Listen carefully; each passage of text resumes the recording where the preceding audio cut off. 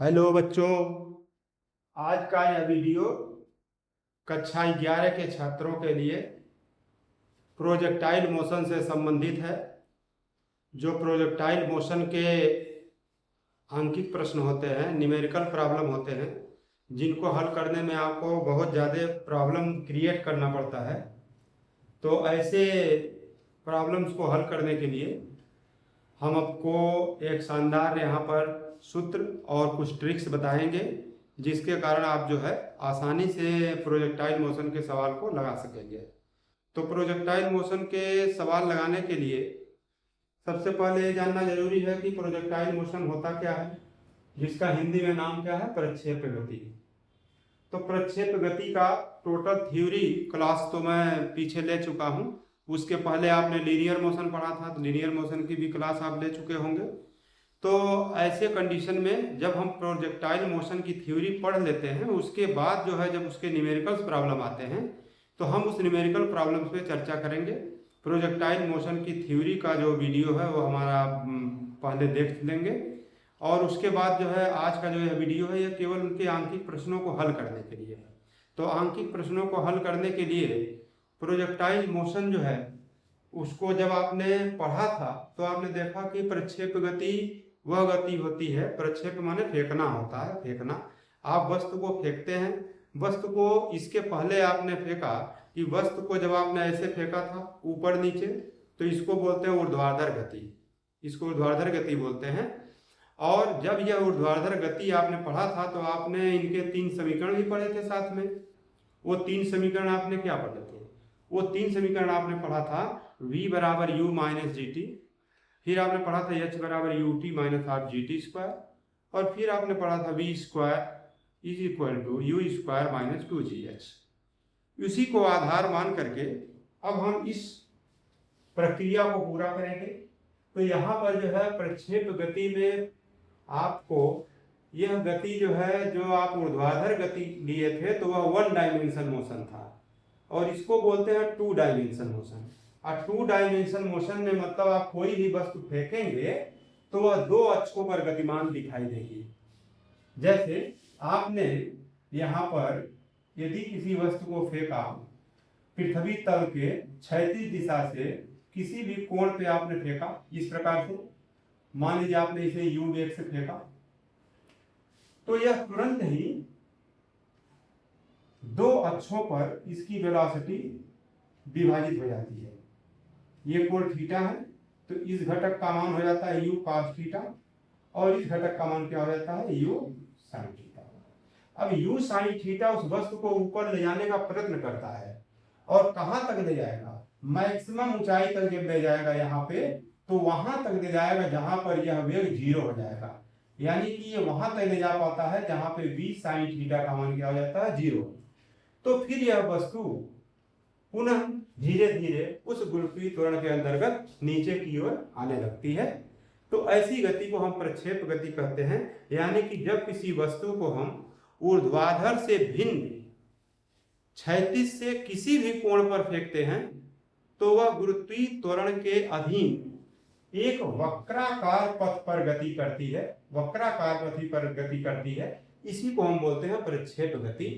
और इस वक्राकार पथ का मार्ग जो है इसको बोला जाता है परवलयाकार, पैराबोलिक कहते हैं। यानी कि ये परवलयाकार जो है इसकी आकृति बनती है जब भी किसी वस्तु को हम फेंकते हैं। तो यहाँ पर फिर 3 फार्मूला लगता है। आप जैसे फेंकते हैं इसको, तो ये वस्तु अधिकतम ऊंचाई तक जाने में यदि t समय लगती है, तो फिर वहां से यहां तक आने में भी उतना ही समय लगता है t। तो एक सूत्र इसका होता है जिसमें आप निकालते हैं इसका उड्डयन काल। क्या निकालते हैं, उड्डयन काल। यानी कि प्रक्षेप का उड्डयन काल निकालते हैं आप, उड्डयन काल, जिसको हम कहते हैं flight time of projectile, flight time of projectile. इसका सूत्र आपने पढ़ लिया है, t बराबर 2u साइन थीटा बटे g। आज हम इसका उपयोग करना आपको सिखाएंगे कि कैसे हम इसका उपयोग करते हैं। तो उड्डयन काल एक सूत्र ये आपके काम आएगा। अच्छा, दूसरा सूत्र आपके काम आ जाएगा कि प्रक्षेप की आप निकालेंगे ऊंचाई, ठीक है।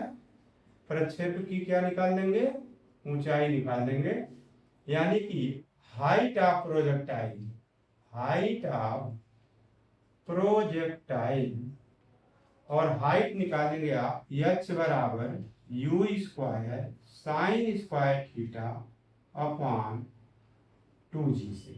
इससे आप इसकी हाइट निकालेंगे, मैक्सिमम कितना यहाँ से यहाँ तक जाने में इसको समय लगा ये निकाल लेंगे, और फिर मैक्सिमम ऊंचाई कितना पहुंचा ये निकाल लेंगे।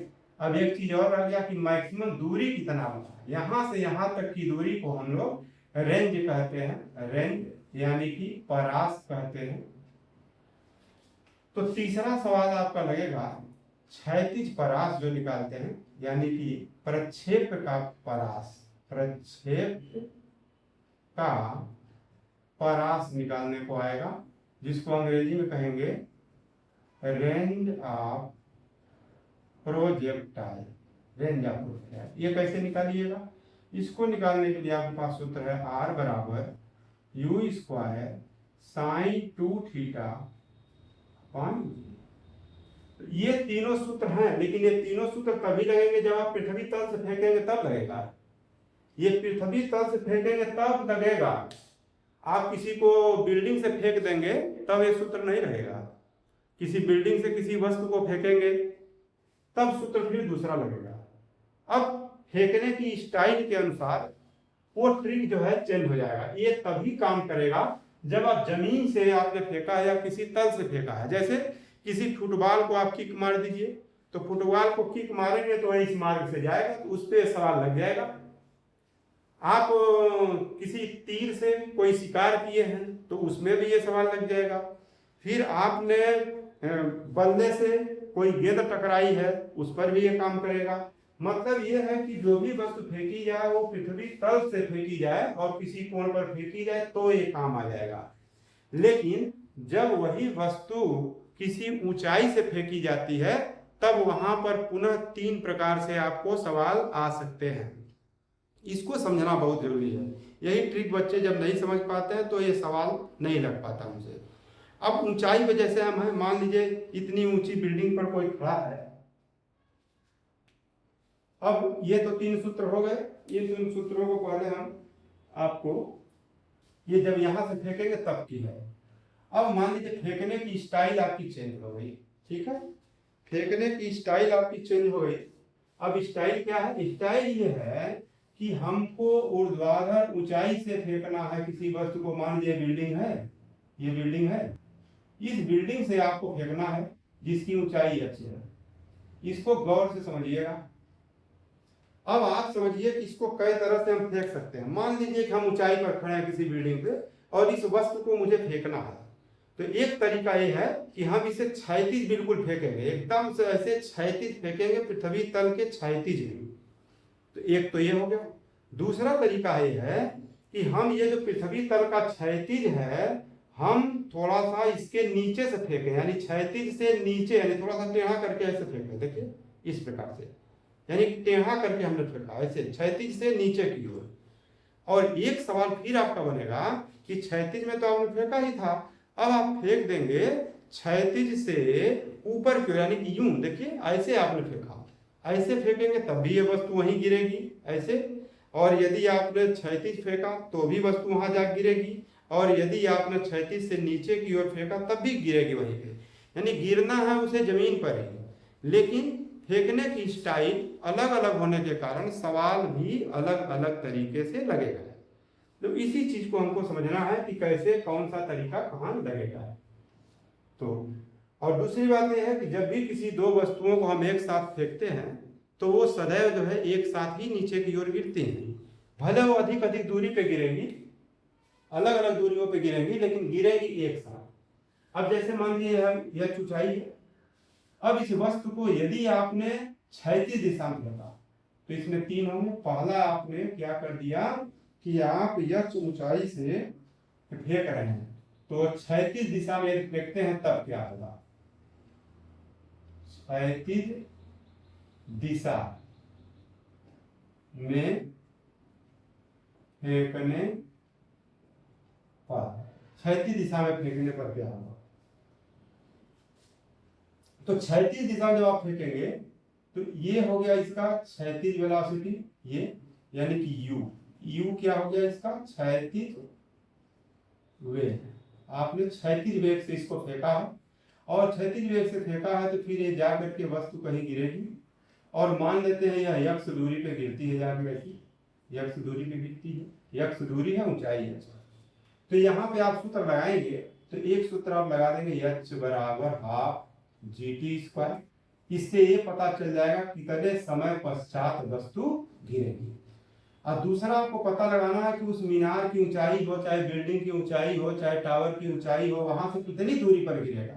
तो क्षैतिज दूरी जब आप निकालेंगे तो क्षैतिज दूरी आपकी निकलेगी x बराबर क्षैतिज वेग गुणे समय से, क्षैतिज वेग गुणे समय से, यानी कि केवल x बराबर u/t का गुणा कर देंगे तो ये सवाल आपका लग जाएगा। ये ध्यान रखना है कि यदि ऐसा स्टाइल कहता है तब ये सवाल लग जाएगा। दूसरा ये है कि यदि आपने इसे फेंक दिया क्षैतिज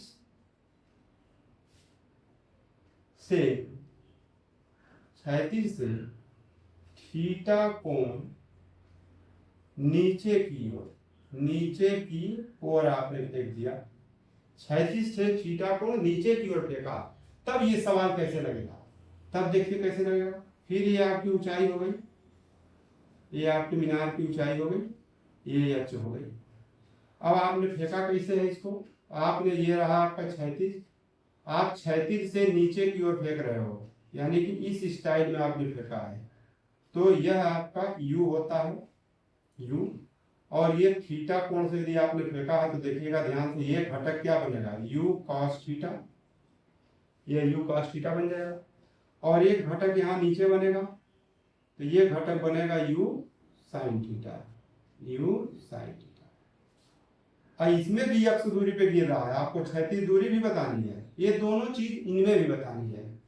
अब सूत्र लग जाएगा h बराबर, अब देखिए ये वाला है u sin थीटा, इसको लेके नीचे की ओर जाएगा तो u sin theta into T plus half GT²।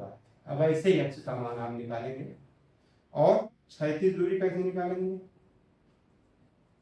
क्षैतिज दूरी जब निकालना होगा तो x बराबर, अब क्षैतिज वेग देख लीजिए कितना है, u cos थीटा है, तो u cos theta into T कर देंगे, समय का गुणा कर देंगे, यहाँ से यहाँ तक आने में भी t समय लगा है। तो इस प्रकार से आप क्षैतिज दूरी निकाल पाएंगे x बराबर u cos theta into T से। अब एक और तीसरी स्टाइल में देखिए, तीसरी स्टाइल आपकी क्या है? तीसरी स्टाइल ये है कि क्षैतिज से थीटा कोण ऊपर की ओर यदि वस्तु फेंकी जाती है, क्षैतिज से थीटा कोण कहाँ फेंकी जाएगी? ऊपर की ओर। तब आप सवाल को कैसे लगाएंगे? तब देखिए सवाल कैसे लग रहा है। ये हुआ आपका ऊंचाई, ये बिल्डिंग हो गई, इसकी ऊंचाई h है यहाँ से यहाँ तक, और आप क्षैतिज में, क्षैतिज दिशा ये है आपका, आप क्षैतिज से ऊपर की ओर फेंक रहे हैं, यानी कि आपकी स्टाइल बदल गई फेंकने की, आप ऐसे फेंक रहे हैं भाई। तो फिर ये क्षैतिज दूरी इतना हो गया, ये क्षैतिज दूरी आपको निकालना है। और आपने u वेग से इधर फेंका है तो अब इसका घटक इधर वाला बनेगा u cos थीटा, और ये वाला जो घटक बनेगा ना, ये बनेगा आपका u sin, ये घटक u sin थीटा, ये नहीं। अब देखिए वस्तु तो नीचे आ रही है भाई, हर हाल में वस्तु नीचे आ रही है, लेकिन u sin थीटा यह प्रश्न कर रहा है कि हम उस वस्तु को ऊपर लेके जाएंगे जबकि वस्तु नीचे आ रही है। यहीं पर दिमाग लगाना है और यही ध्यान रखना है। अब यहाँ पर h बराबर सूत्र लग जाएगा, चूंकि वस्तु नीचे आ रही है, वेग इसका विरोध कर रहा है, तो ये है ऊपर की ओर, तो इसलिए यह लगेगा minus u sin theta into T plus half GT²। और बाकी जो है क्षैतिज दूरी आपको निकालना है, क्षैतिज दूरी निकालना है, तो क्षैतिज दूरी बहुत आराम से आप निकाल देंगे क्षैतिज वेग गुणे समय से। तो क्षैतिज दूरी x बराबर u cos theta into T से निकल जाएगा। तो यही है वो ट्रिक जिनकी सहायता से अब ये तीनों तब लगेंगे, कब लगेंगे, जब आपने देखा कि जब हम समतल से इसको फेंकते हैं तब ये लगता है। अब बाकी यदि किसी ऊंचाई से फेंक रहे हैं तो ये 3 स्टाइल है, ये तीनों का हम प्रयोग करके प्रोजेक्टाइल मोशन के किसी भी आंकिक प्रश्न को हम बहुत ही आसानी से निकाल सकते हैं। ओके।